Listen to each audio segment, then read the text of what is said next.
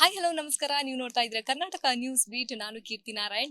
S, March 9ನೇ ತಾರೀಕು ಕೃಷ್ಣ ರುಕು ಅನ್ನೋ ಸೀರಿಯಲ್ ನಿಮ್ಮ ಮನಗಳಲ್ಲಿ ತಲುಪೋದಕ್ಕೆ ರೆಡಿ ಆಗಿದೆ.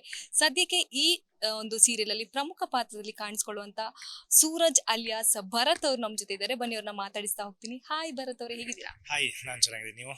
ನಾನು ಚೆನ್ನಾಗಿದ್ದೀನಿ. ಕೃಷ್ಣ ರುಕು ಸೀರಿಯಲ್ ಅಲ್ಲಿ ಆಯ್ಕೆ ಆಗಿದ್ದೀರಾ. ಹೆಂಗೆ ಆಯ್ಕೆ ಆಯ್ತು? ಸೊ ನಿಮ್ಮ ಪಾತ್ರದ ಬಗ್ಗೆ ಹೇಳೋದಿದ್ರೆ. ವೆಲ್, ಲಾಸ್ಟ್ ಸುಮಾರಷ್ಟು ಪ್ರಾಜೆಕ್ಟ್ಸ್ ಮಾಡಿ ಆದಮೇಲೆ ಅದೇ ಒಂಚೂರು ಗ್ಯಾಪ್ ತಗೊಂಡಿದ್ದೆ. ಆಮೇಲೆ ಇವರು ಪ್ರೊಡಕ್ಷನ್ ಇಂದ ಕಾಲ್ ಬಂತು. ಅದಕ್ಕೆ again the same process, look test ಅದು ಇದು. ಪ್ರೊಫೆಸರ್ ಕ್ಯಾರೆಕ್ಟರ್ ಅಂತ ಹೇಳಿದಾಗ ನನ್ಗೆ ಅನ್ನಿಸ್ತು ಲೈಕ್ ಪ್ರಾಪರ್ಲಿ ತಲೆಗೆ ಫಸ್ಟ್ ಬಂದಿರೋದು ಅದು ಕನ್ಸ್ಟ್ರೇಂಡ್ ಆಗಿರ್ಬೇಕು ಕ್ಯಾರೆಕ್ಟ್ರು. ಈಗ ನಮ್ಮ ಅಣ್ಣನ ಕ್ಯಾರೆಕ್ಟರ್ ಅಂದ್ರೆ ಪೂರ್ತಿ ಹಿಂಗೆ ಮೆಸ್ಸಿ ಶಾಬಿ ತರ. ನಂದು completely discipline character. So professor ಅಂದ್ರೆ ಹೇಗಿರುತ್ತೆ, ಒಂದು ತಲೆಗೆ ಏನ್ ಬರುತ್ತೋ ಅದೇ.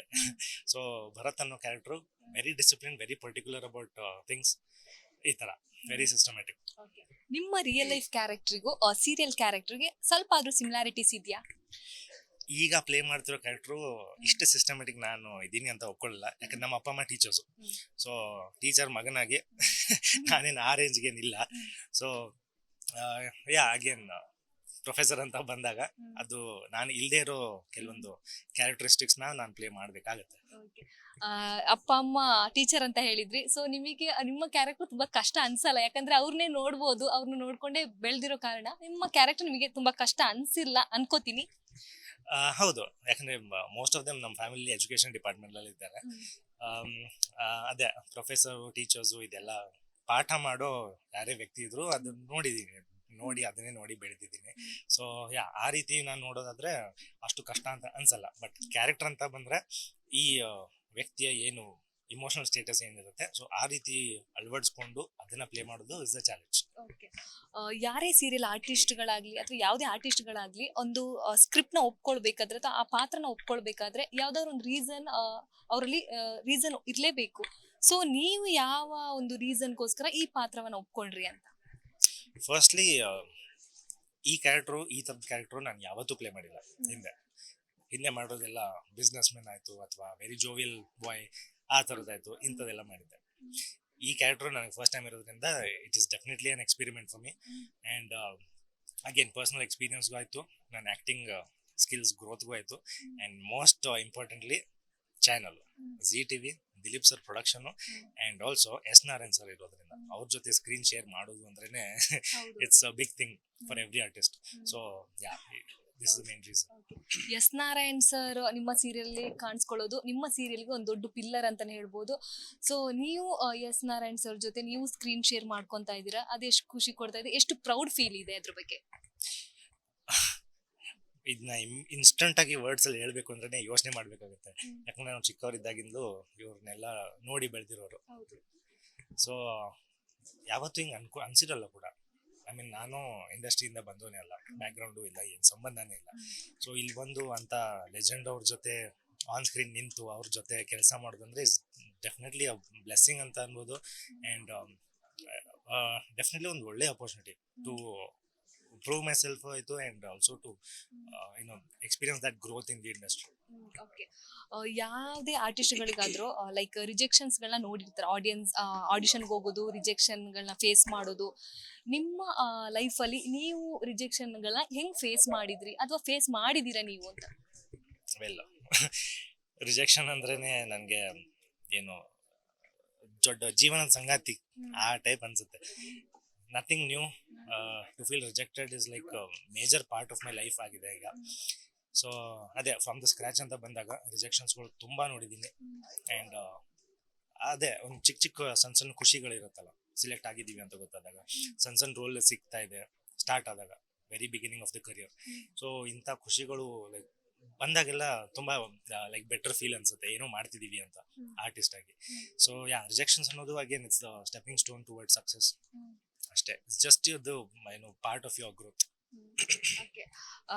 ಸೀರಿಯಲ್ ಇಂಡಸ್ಟ್ರಿ ಅಥವಾ ಸಿನಿಮಾ ಇಂಡಸ್ಟ್ರಿಗೆ ಎಂಟ್ರಿ ಕೊಡ್ತಾ ಇದಾರೆ ಅಂದ್ರೆ ಮನೆಯಲ್ಲಿ ಆಗಿರ್ಬೋದು, ಲೈಕ್ ನೆಗೆಟಿವ್ ಪೀಪಲ್ಸ್ ಇರ್ತಾರೆ, ಮಾತಾಡೋರು ಇರ್ತಾರೆ. ಸೊ ನಿಮ್ ನೆಗೆಟಿವ್ ಪೀಪಲ್ಸ್ ಅದೊಂದ್ ಸೈಡ್ ಆದ್ರೆ ಪೇರೆಂಟ್ಸ್ ಸಪೋರ್ಟ್ ಕೆಲವ್ರಿಗೆ ಇರಲ್ಲ. ಬಟ್ ನಿಮ್ಮ ಮನೇಲಿ ನಿಮಗೆ ಯಾವ ರೀತಿ ಸಪೋರ್ಟ್ ಮಾಡಿದ್ರು ನಿಮ್ಮ ಪೇರೆಂಟ್ಸ್? ಆರ್ಟ್ ಅಂತ ಬಂದಾಗ ಖಂಡಿತವಾಗ್ಲೂ ಸಪೋರ್ಟ್ ಇದ್ದೇ ಇತ್ತು ಮುಂಚೆಯಿಂದಾನು. ಯಾಕಂದ್ರೆ ಅಗೇನ್ ಎಜುಕೇಶನ್ ಡಿಪಾರ್ಟ್ಮೆಂಟ್ ಅಂತ ಹೇಳಿದೆ, ಬಟ್ ಆರ್ಟಿಸ್ಟಿಕಲಿ ನಮ್ಮ ಫ್ಯಾಮಿಲಿಲಿ ಮ್ಯೂಸಿಕ್ ಆ್ಯಂಡ್ ಥಿಯೇಟರ್ ಇದೆಲ್ಲ ತುಂಬಾ ಇತ್ತು. ನಮ್ಮ ತಾತ ಮ್ಯೂಸಿಕ್ ಟೀಚರ್ ಇದ್ರು, ಅವ್ರ ಅಣ್ತಮ್ಮಂದ್ರು ಥಿಯೇಟರ್ ಅಲ್ಲಿ ಇದ್ರು ಆವಾಗ.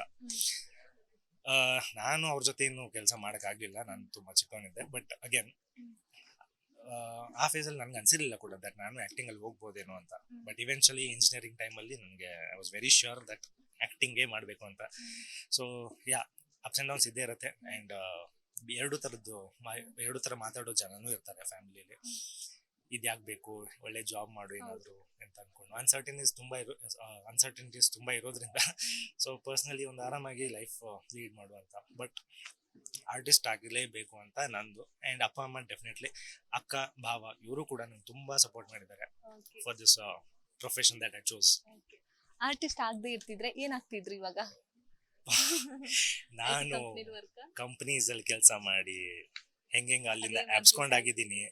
ಹೌದಾ? ಯಾ, ವೆರಿ ಮಚ್. ಜಾಬ್ ಸಿಗೋದು ಕಷ್ಟ ಅಲ್ಲ, ನಾನು ಅಲ್ಲಿ ಸರ್ವೈವ್ ಆಗೋದು ಕಷ್ಟ. ಜಾಬ್ ಮಾಡ್ತಿದ್ದೆ ಮುಂಚೆ, ಲೈಕ್ ಟೆಂಪ್ರರಿ ಜಾಬ್ಸ್, ಆಡಿಷನ್ಸ್ ಕೊಡ್ತಾ. ಸೊ ಬೇಕಲ್ಲ ಅವಾಗ.